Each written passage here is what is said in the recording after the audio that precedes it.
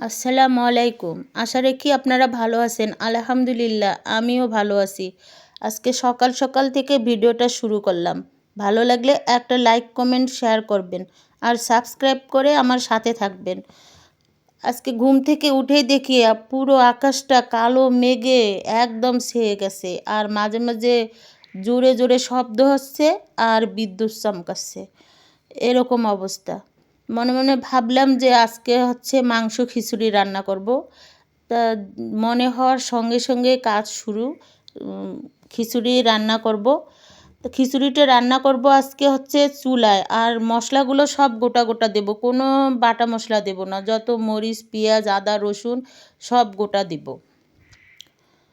এভাবে রান্না করব।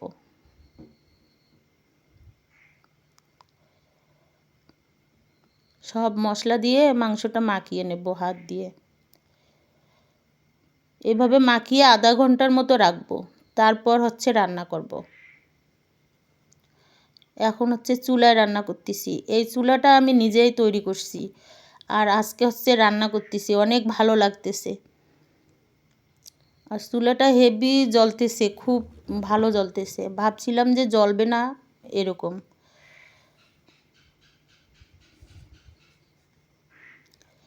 বাইরে প্রচুর বৃষ্টি হচ্ছে। এটা হচ্ছে আমার স্টোর রুম। তো আমি এখানেই চুলা রাখছি রান্না করার জন্য।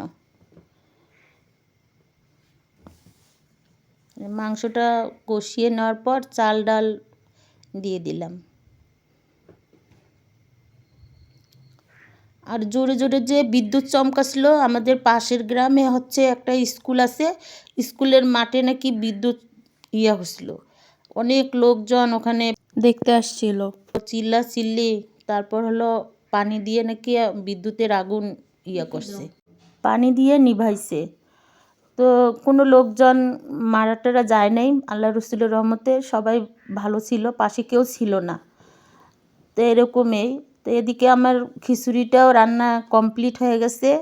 আপনারা ভালো থাকবেন, বেশি বেশি আমার ভিডিওটা দেখবেন, আর বন্ধুদের মধ্যে একটু শেয়ার করে দিবেন। আল্লাহ হাফেজ।